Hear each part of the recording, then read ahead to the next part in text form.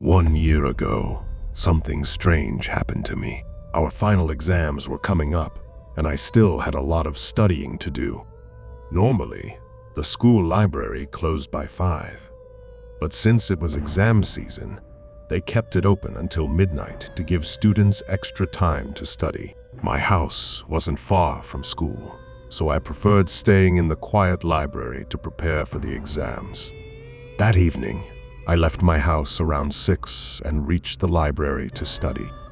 I was so absorbed in my work that I didn't realize it was already 10 o'clock. Normally, I would have been on my way home by 8, and even then, there would be at least a few students still in the library. But at 10, there was complete silence. I only had about 10 to 15 minutes of studying left, so I decided to finish quickly and head home. As I worked, I suddenly heard someone limping. I immediately ran out of the library, down a long corridor. At the end of the corridor, there was the school's exit door.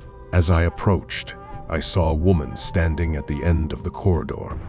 I didn't recognize her, but as I got closer, an uncomfortable feeling washed over me. I called out, "Who's there?" And, in a flash, she disappeared. I was relieved and left through the front door. Exhausted and hungry, I could barely walk, but I noticed that the street outside was strangely empty. Normally, it was a busy area, even at night, but tonight there was no one around. In a panic, I kept my head down as I walked.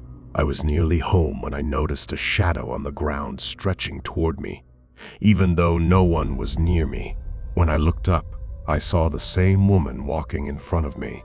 She looked strange, almost disabled, as though she was struggling to walk. She was moving so slowly that I caught up with her in no time. I was now close enough to see her more clearly. Her clothes were tattered and dirty, and her hands and feet were twisted. Her hair was messy, and something about her felt off. I stopped in my tracks, a gut feeling telling me not to get any closer. I didn't even have the courage to overtake her and keep walking. I was frozen in place. Suddenly, she turned to me and asked in a strange voice, "Where are you going?" Shocked, I couldn't answer. My brain went numb.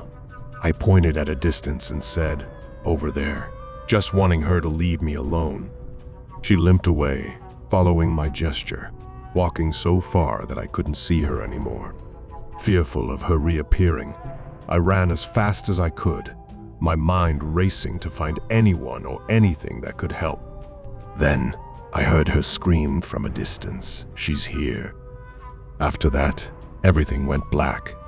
When I woke up, I learned from my neighbor that he found me passed out on the ground and brought me home. He told me about a woman named Agatha, who had a 10-year-old daughter that attended the same school. In 1998, her daughter tragically died in an accident. Unable to cope with the loss, Agatha's ghost was said to haunt the school, searching for her lost child, still hoping to reunite with her. The woman I had encountered was Agatha, wandering the school and nearby areas, still hoping to find her daughter once more.